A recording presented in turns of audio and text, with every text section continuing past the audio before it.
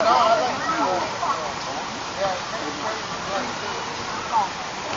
How are you? I am well, and you? Doing very well. Good.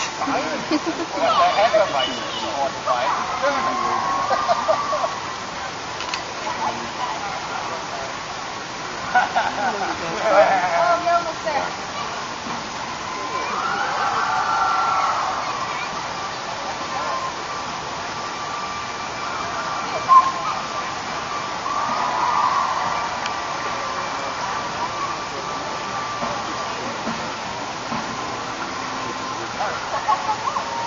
Musketeer, made, ready.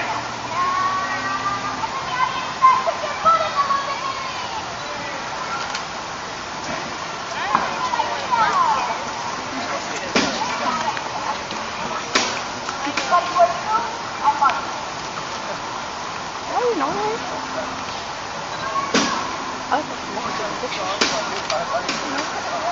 That was going to be the other one. First shot will just be so all those people who haven't figured out that they want to come see it will know where we are.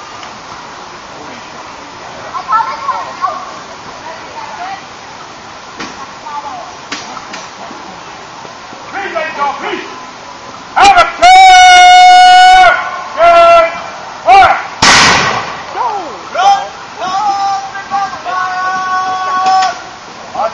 Pike demonstration! Hey, Russian Pike demo!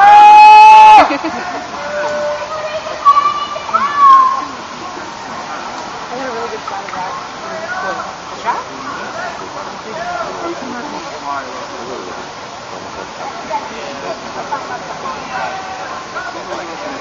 Right. Ladies and gentlemen, what you have before you is a company of the Trayned band. If you're wondering what the Trayned bands were, well, as you can see, we have nothing to do with musical instruments.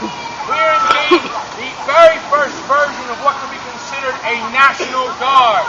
Her Majesty has decreed that each county, each town, should raise a company of soldiers, and these are citizen soldiers. So they're taken from their shops and their fields, trained in the use of arms. They meet once a fortnight to do that training. They are only called upon in times of great crisis. We are not a professional or full-time army whatsoever. Now, I have two types of soldiers here. I have the armored pikeman and the Matchlock musketeer. I'm going to work with each in turn to show you how they would perform in the battlefield and a little bit of the training that they would undergo. And then I'm going to put the two units together to show you how they would operate as one cohesive company.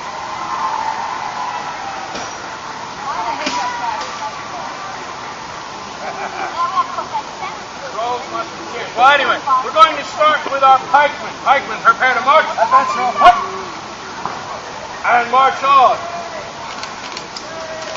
Try to stand and stand. Face your bodies by the left hand. By the right hand, double your file. And face yourself 4 paces to the rear. So we have the armored pikemen. They're armored front and back with a steel breast and back plate. Their heads are armored with a steel helmet. Young Emish here, he's new to the unit. He can't quite afford his breast and back yet. They are armed with a sword at their side, and of course their namesake, the pike, the very long spear in their hand. It's a 12-foot long pike. It's actually a bit short for the normal pike. A pike can be anywhere between 16 and 20 feet long. Makes it a very formidable weapon. Now, in order to move these men around the battlefield, I need to teach them certain positions, what I call posture. The first posture I will teach any soldier is how to order their pike. They'll place the pike upon the ground, placing their hand upon their hip, and they generally stand about as though they were God's gift to women. This is really as disciplined as they get. Have a care. Now, I need to be able to maneuver them around on the battlefield, so I'll teach them a posture of advance their pike. They bring the pike straight up, placing it in a pocket they form with their arm, carrying it nearly vertical. It's from here that they can maneuver around in combat very easily, as they can turn about very easily and change direction quite easily. However, there is a sacrifice to be made, and that is they cannot move very quickly with the pike in this position. Or if they were to start moving forward too fast, they would jostle that pike out of their shoulder. They would come crashing down on the poor unfortunate rank in front of them, and now I've got a brawl on my hands. So in order to maneuver at long distances, like upon a march, I teach them to shoulder their pike. They simply bring the weapon down, placing it about the balance point comfortably upon their shoulder, and now they can go very long distances at speed. However, there's also a trade-off with this. They sacrifice their maneuverability. They will now have to use whole bits of ground in order to turn, because if they suddenly turn left and right as they stand, now they're knocking into the shins of the poor rank in front of them. There's another brawl, and it's just been a crummy week for me. This brings us to how the pikemen are going to engage in combat. Now, there are two ways that they're going to do this. The first is against enemy infantry. So I will have them advance their pike once more, and then port their pike, which incidentally brings us to how we get around all of these lovely low-lying trees. It allows the pikeman to see the end of his weapon and not get tangled up in any branches and skewer some poor unsuspecting squirrel. From here I'll have them charge their pike. They bring their fist under their chin, sight down the shaft, and from here they can deliver a very powerful thrust, which in drill practice we give, where we practice with the command of lay on, ha! Lay on, ha! They'll continue that motion until the desired effect is achieved, namely the destruction of their enemies. Now, what you're looking at right now is what the front of a pike squadron would be. A pike squadron can be anywhere between 30 and 100 men. It looks very intimidating, even with these four. However, it's not what makes the pike block very strong. The actual strength of the pike block is in its depth. How many men would stand behind them? We will show you a little bit of what that would look like. Pikemen face your bodies by the left pad. Now you can see what the profile of the pike squadron would be. You see the first two ranks are really the ones that are going to engage in the combat. The first man in the normal charge for pike position. The second man aiming just a little bit lower in case anybody decides to get clever and decides to just simply duck under the first man's pike. The third and fourth man, they're waiting in the rear to step forward should casualties begin to happen. The man in the red sash there, the sergeant, he's actually looking at these front two ranks to see if they begin to grow tired, become fatigued. If he sees that, he'll actually call them back, forcing fresh troops into the front so that this unit can continue to fight at full strength. Now, as an attacker, getting into this formation can be a bit prickly, if you'll pardon the pun, but it can be done. Somehow I can get past this first man here. All he can really do is hit me about the head and neck rather uselessly. And it's the second man's job to get me. But if I somehow am quick enough to parry him as well and kill the first man, you see now how the pike would absorb that casualty and continue to fight on. You may rise, Lazarus. Look it!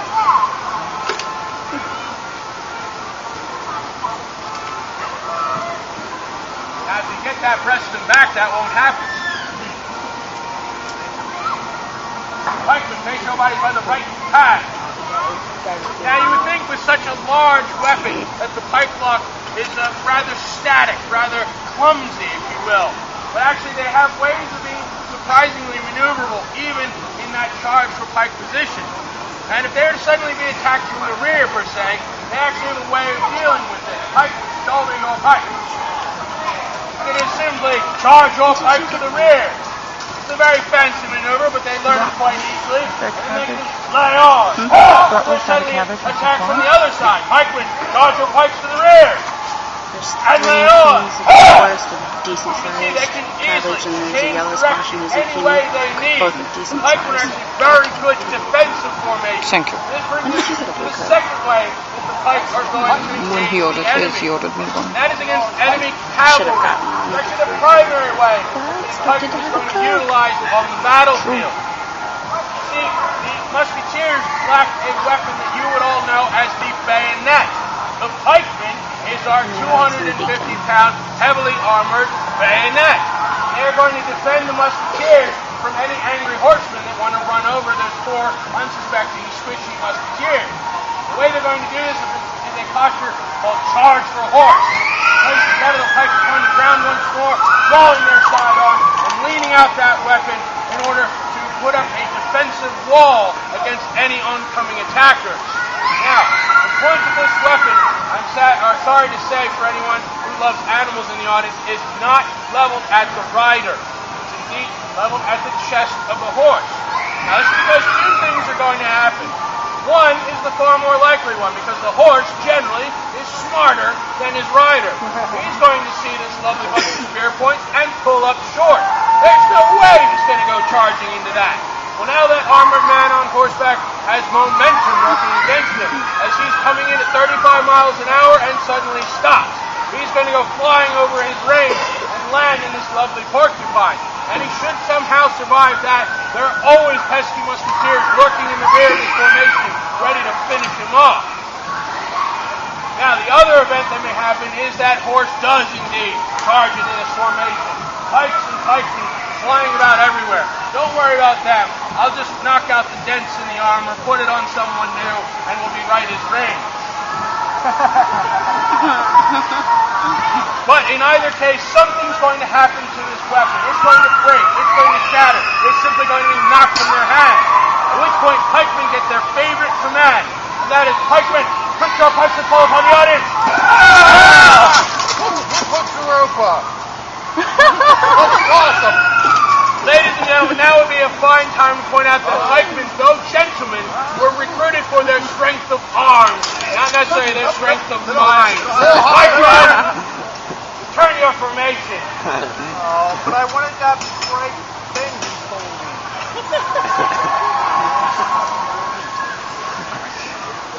The cream of Germany, they said. Handle your pike. The Lutheran men. Advance your pike. I think I got stricken. Fire your right hand to the rear. Double your right. Sergeant, get that rabble back in the formation. I say, fire your left hand. We have put Honey, him on. show our March pikemen some on. appreciation. They do train very hard.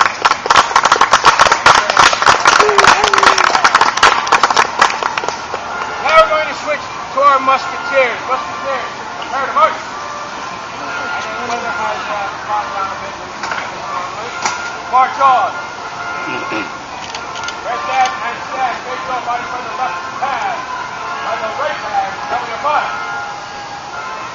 Now we have musketeers. When you think musketeers, certain imagery may come into your mind. I'm sure it will.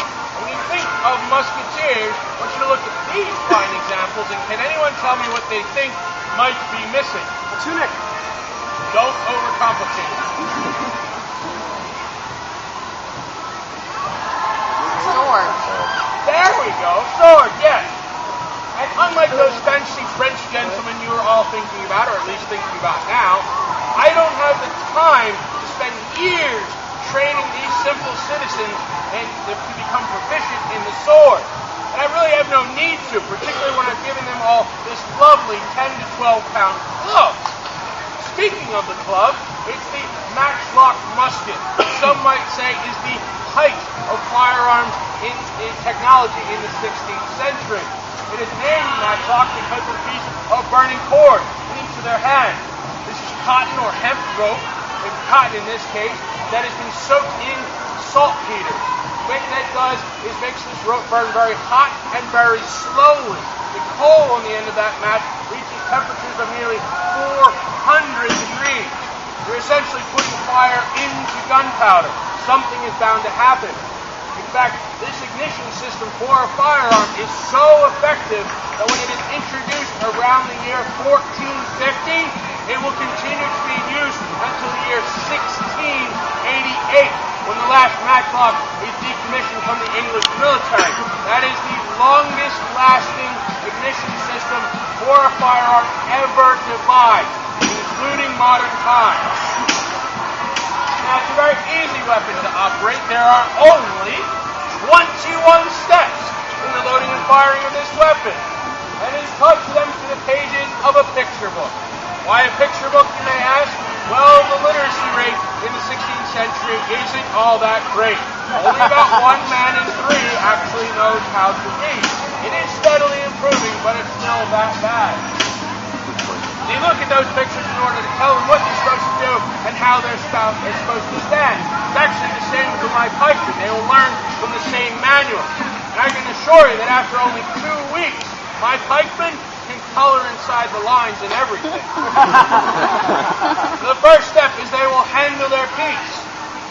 They will then clean out their pads, getting rid of any dirt left over from last shot. They will then handle their prime and prime their peaks, pouring a small amount of very fine gunpowder in that pan, that dish at the side.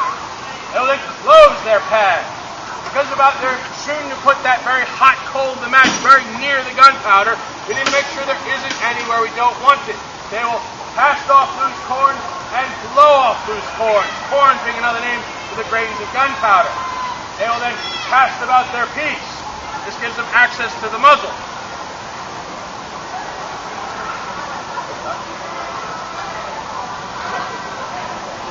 They will then handle their charge. They notice 3 of my musketeers went for the wooden bottles across their chest.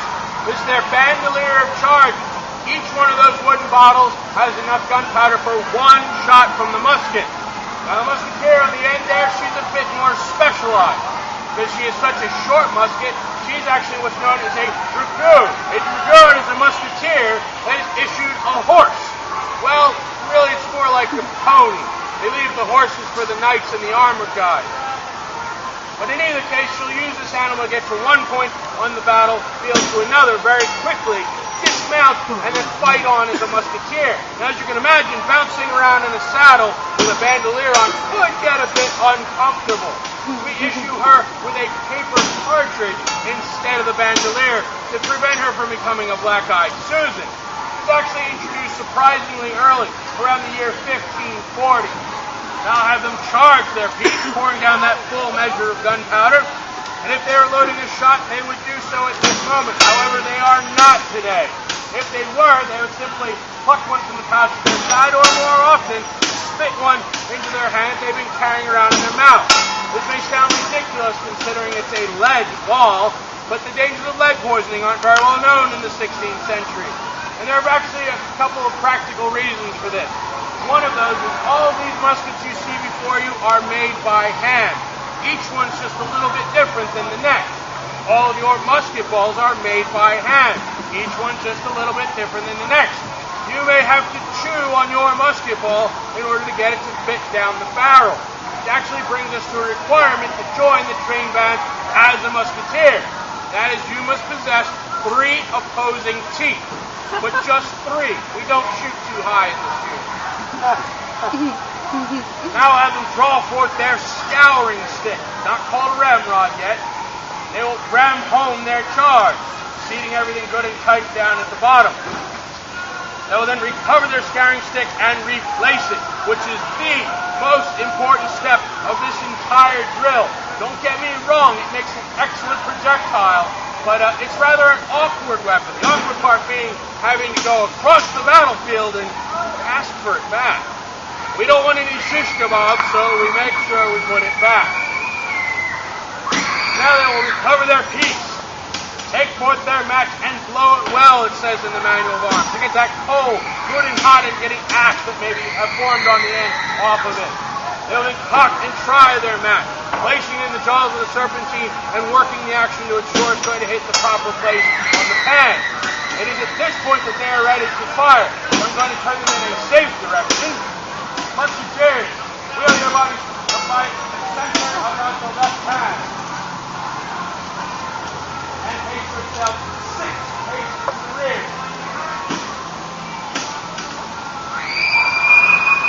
I'll then call them to present their piece. Character! Give fire!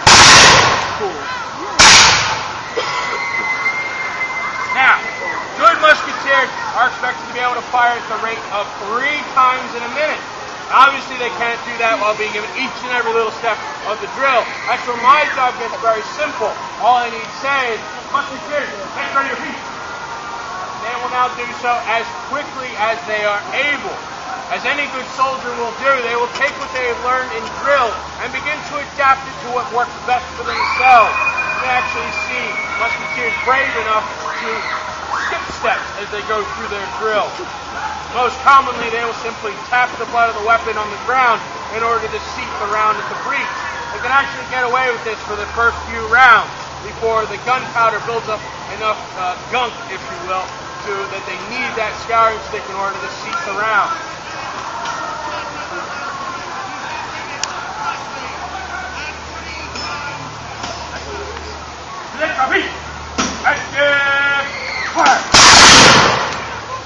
Now, something else you may have noticed. Aside from that little shortcut, the butt of the weapon never touches the ground. Very heavy weapon. You would think they would want to do this. However, musketeers are expected to be able to reload whilst on the move. And the reason for this has been standing right here the whole time. Our armored pikemen, they're advancing shoulder to shoulder with these men. Just as it's the pikemen's job to protect the musketeers from getting run over by angry cavalrymen, it's the musketeers' job to make sure the pikemen can get into grips with the enemy. They only have a range of 12 feet. So in order to do this, the musketeers perform a maneuver called fire by advance. You imagine a few more ranks of musketeers here. The rear rank will be called to the front. They will discharge their weapons in a volley like you've just seen. They'll immediately begin to reload. The new rear rank will step forward and do the same. The effect you have is you are advancing towards the enemy by leapfrogging rank by rank, with the pikemen keeping up with that pace as they maneuver towards the enemy. We'll show you how this works. Musketeers by the left hand, come your rank. Rear rank, advance to the forward. Length of a piece. And fire. Rear, advance to the forward. Length of a piece. And fire. To get that constant rate of fire going. 100 men can keep up a steady rate of fire until their ammunition runs out. The final thing we're going to show you today is how this unit would work together. The scenario we're going to use is that charge for a horse scenario. You all put your imaginations on and imagine a thundering horde of armored cavalry coming up over this hill. This unit needs to be able to defend itself. What's going to happen is the pikemen are going to rush forward and form a human wall in that charge for horse position.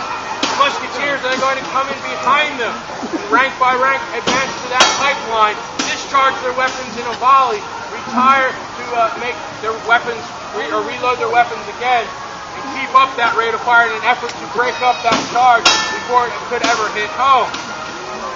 Don't worry about the musketeers though, because if they don't dissuade that cavalry from charging in, they'll be miles down the road before those pikemen get run over. It's in the fine print of your contract.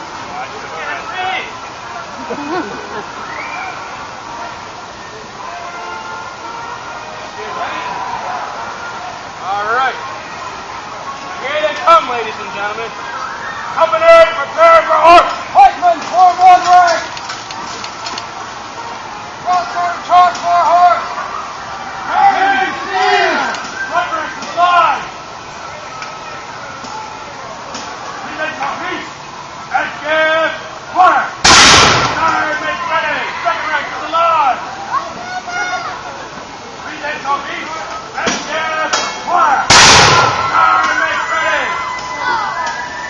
Well, boys, I think I've stalled them off. They won't trouble us again. Right? Right? Right. Pikemen, you may recover your rank and file. Job well done.